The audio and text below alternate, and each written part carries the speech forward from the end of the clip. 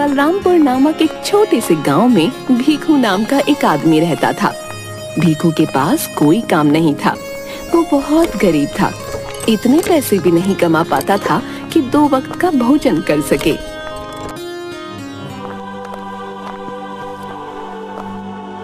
पता नहीं कब मुझे काम मिलेगा। आप जानते हैं, अब तो मंदिर में खाना मिलना भी बंद होने वाला है। अब हम कहाँ से खाएंगे? क्या? ये तो बहुत बुरी बात है। ऐसा नहीं होना चाहिए। हाँ, कल ही पुजारी जी कह रहे थे अब से मंदिर में खाना नहीं मिलेगा। ओह, तब तो हमें बहुत तकलीफ हो जाएगी। भीखू के 2 बच्चे भी मंदिर में ही खाना खाया करते थे। बच्चे भी भूखे ही रहेंगे। नहीं नहीं, मैं कुछ ना कुछ जरूर करूंगा। तुम लोगों को भूखा नहीं रखूंगा।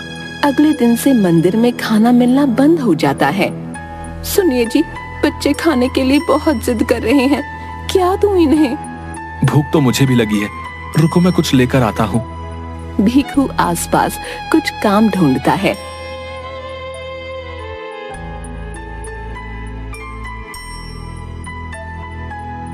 काम ना मिलने पर वो बहुत दुखी हो जाता है।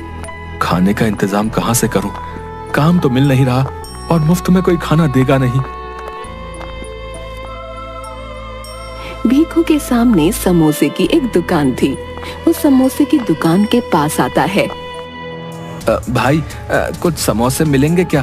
भूख लगी है। हाँ हाँ, क्यों नहीं, पैसे दो और ले जाओ समोसे। नहीं भाई, पैसे तो नहीं है। अभी दे दो, बाद में पैसे जरूर दे दूंगा। नहीं नहीं, बिल्कुल नहीं। चलो निकलो यहाँ से। पैसे नहीं है तो जाओ यहाँ से।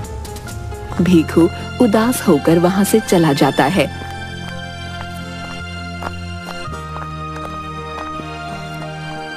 वापस घर आता है तो देखता है उसकी पत्नी एक ओर बैठी है और उसके बच्चे रो रहे हैं। भीखू अपने कदम पीछे ले लेता है। अब तो खाना लेकर आना ही पड़ेगा। भीखू समोसे वाले की दुकान के पास आता है, कुछ समोसे उठाता है और भागने लगता है। अरे रुको रुको, चोर चोर पकड़ो।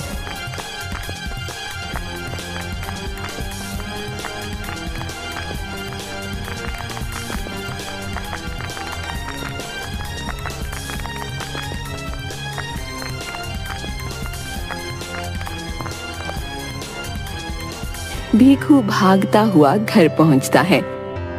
सुंदरी, ये लो समोसे लाया हूँ। वाह, मगर पैसे कहाँ से आए? चलो पहले इसे खाते हैं, फिर बात करते हैं। सुंदरी भीखू और बच्चों को समोसे देती है और खुद भी खाती है। बताइए ना, समोसे कहाँ से आए? क्या करता सुंदरी, पहले उधार पर मांगा दुकान वाले से समोसा तो उसने मना कर दिया। फिर मुझे चोरी करनी पड़ी। क्या चोरी? नहीं नहीं, ये सही नहीं है। तो क्या करूं? जब तक काम नहीं मिलता सबको भूखा छोड़ दूं? बताओ। सुंदरी भीखू की बात सुनकर चुप हो जाती है। तुम चिंता मत करो, मैं ज्यादा दिन तक ऐसा नहीं करूंगा। भूख की वजह से हर बार भीखू को चोरी करनी पड़ती। वो अब तक सभी से बचता आया था। हे भगवान, मुझे आगे भी इसी तरह बचाना। एक दिन भीखू कुछ खाने का सामान चोरी करके भाग रहा था। तभी दुकान वाला उसे पकड़ लेता है। अब तू नहीं बचेगा, अभी तुझे सरपंच जी के पास लेकर चलता हूँ। दुकानदार भीखू को सरपंच जी के पास लाता है। क्यों भीखू, तुमने ऐसा क्यों किया भाई? सरपंच जी, मुझे माफ कर दीजिए, मगर मेरे पास कोई काम नहीं है, इसलिए पैसे की बहुत कमी है।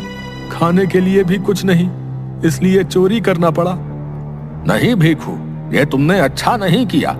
तभी कुछ और दुकानदार सरपंच के पास आते हैं और कहते हैं, सरपंच जी, इसने तो हमारी दुकान से भी चोरियां की हैं, वो भी कई बार, इसीलिए इसे कड़ी से कड़ी सजा मिलनी चाहिए। अच्छा अच्छा, सभी शांत हो जाइए, शांत हो जाइए। सुनो भीखू, तुम इस गांव में रहने के लायक नहीं हो। आज के आज तुम अपने परिवार के साथ ये गांव छोड़कर हमेशा हमेशा के लिए चले जाओ। हाँ। मगर सरपंच जी, मैं कहाँ जाऊंगा?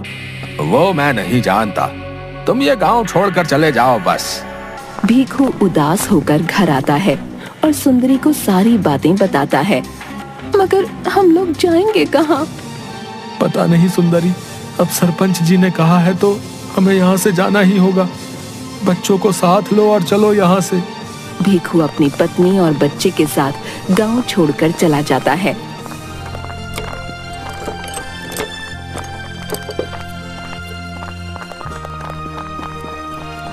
गांव से तो हम निकल गए, मगर रहने के लिए तो कोई जगह नहीं मिल रही।